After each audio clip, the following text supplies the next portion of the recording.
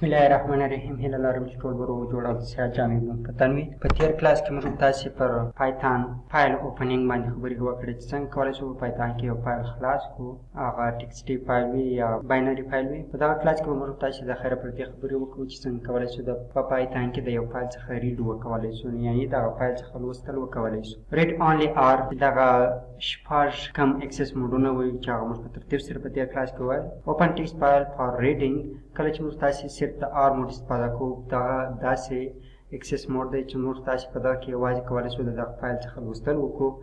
The handle of position at the beginning of the file. If the file does not exist, arise IO error.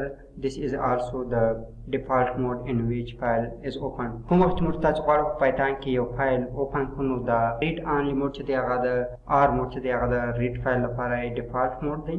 موږ تاسې کولی شو دغه فایل څخه لوستل وکولی شو. که چیرې فایل موجود نه وي نو موږ ته IO error منځته راوړي.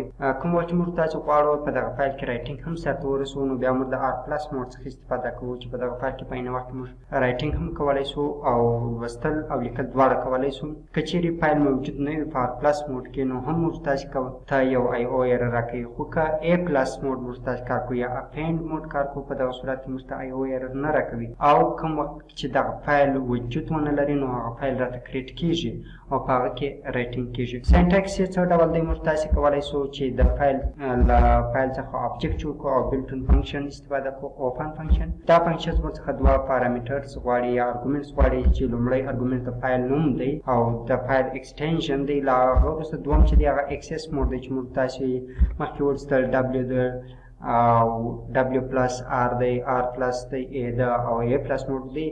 نو دغه هغه سینټکس و د فایل ریډینګ لپاره چې موږ تاسې په پایتان کې لرو. To open the file, use the built-in open function. هر وخت موږ تاسو غواړو په پایتان کې یو فایل اوپن کړو نو موږ تاسو built-in function چې open function ده په پایتان کې دغه به څخه استفاده کوو. The open function return a file object. دغه فنکشن چې د موږ تاسو ته د فایل object return which has a read method for reading to content of the file. دغه object کولی شي چې موږ تاسو په دغه object کې read mode ولرو یا read function ولرو، write method ولرو، یعنې دغه object مختلف خصوصیات لري د لوستلو او لیکلو دغه ټول خصوصیات لري. مثال دلته موږ یو فایل لرو چې king.txt په نامه یو فایل لرو، یوازې دا په ریډ موډ کې موږ تاسې غواړو چې دا فایل خلاص کړو. کله چې print.read له هغه وروسته موږ تاسې غواړو چې دغه فایل ډاټ کلوز یعنې دغه کلوز فنکشن هم استفاده کړو تر څو دغه فایل چې موږ ته وواسو هغه بېرته موږ ته کلوز شي. چیرې زه دا رن کړم که وګورو دغه فایل موږ دغه په ریډینګ موډ کې دی، یعنې دغه د فایل هغه کانټینټ چې په دې فایل کې وجود لري هغه موږ تاسې کولی شو ولولو. که چیرې دا فایل وجود ونه لري که زه راسم دغه king.txt نو ماته یو ایرر راکوي. که وګورو ایرر خپله فایل ناټ فاوند ایرر دی چې دا خپله د IO error څخه د input output error د کلاس یو سب کلاس دی، نو هغه فرنٹ کلاس نو دا فایل وجود نه لري. read only by default the read method returns the whole text. کله چې موږ تاسې by default د read method ته کال کوو یا د فایل object read method ته کال کوو نو دغه میتھډ موږ ته ټول text چې په فایل کې موجود وي هغه ریټرن کوي. but you can also specify how many characters you want to return. لکه موږ تاسې دا هم کولی شو چې دغه فایل څخه موږ څونه کرکټر کولی شو ولولو.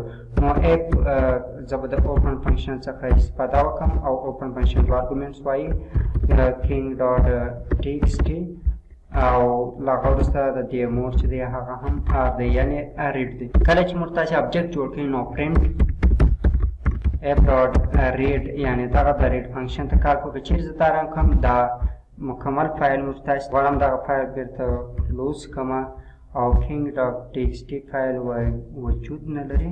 name error king or is not defined. موږ تاسې دا موډ نه دی ډیفاین شوی. که چیرې وګورو اوس آر ډیفاین شوی دی او زموږ نیم هم سم دی، موږ ټول فایل ولوستی. نو په دغه حالت کې که موږ غواړو دوی وایي که چیرې په بای ډیفالټ دا د ریډ فنکشن چې ده په فایل کې چې ټولې ټکسټ موجود وي هغه ټول موږ ته ریټرن کړو. که غواړو موږ تاسې عدد ورکړو یعنې لومړني لس کرکټره ماته ریټرن کړه، نو که وګورو دغه لس کرکټره B4 هغه سپیسونه هم پکې موجود دي دا موږ ته ریټرن کوي. که زه وغواړم دلته شل کرکټره یعنی شل کرکټره غواړم د دغه فایل څخه ولولم که وګورو دا شل کرکټر موږ له دې فایل څخه ولوستل چې دغه یعنی هغه د فایل موږ کولی سو چې دغه ته یو سپیسیفیک وایل یو پاس کوریډ فنکشن ته هغومره کرکټر ولولو read lines یو بل میتھډ دی you can return one line by using the readline method موږ تاسو کولی سو چې د readline method څخه استفاده وکړو دا هم د فایل یو لاین موږ ته ریټرن کوي که چیرې زه د open فنکشن ته کار وکړم open او زه لومړی ارګومنټس د king.txt فایل نیم واستوم او دوهم ارګومنټ چې دی زموږ لپاره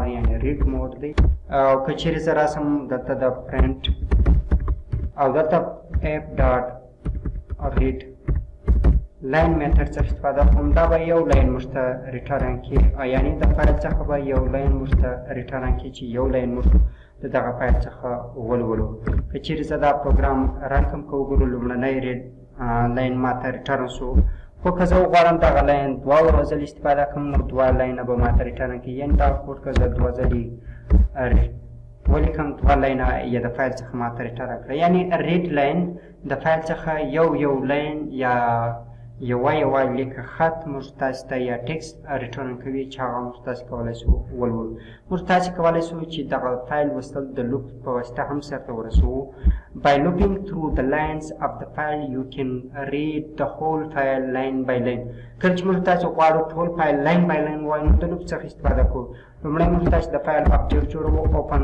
میتھډ ته کال کوو اوپن میتھډ دوه ارګومنټس غواړي لومړی د فایل نیم دی فایل ډاټ ټیکسټ او د موډ چې موږ تاسو وایي موډ یې هم r دی د دغه فایل نو موږ تاسو غواړو چې دغه فایل لاین بای لاین ووایو نو موږ تاسو د فار لوپ څخه استفاده کوو فار x in f یعنې په فایل کې د فایل سره کوو print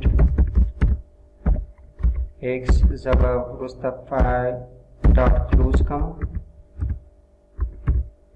دلته که چیرې موږ وغواړو د فایل آبجکټ څخه موږ یو آبجکټ جوړ کړي او دغه فایل د ریډ موډ کې موږ واستوي یعنې ایکس هر ځل چې فار لوپ رن کېږي یعنې د فایل د آبجکټ څخه یو لاین راخلي او هغه موږ ته پرنټ کوي چیرې زه دا پروګرام رن کړم نو لاین بای لاین دا ډیټا موږ ته پرنټ کېږي که وګورو لاین بای لاین دا ډیټا موږ ته پرنټ سوه چې دا وایي د یو فایل څخه لاین بای لاین د لوپ په اساس د ډیټا ریډ کول یا لوستل تر بیا ښې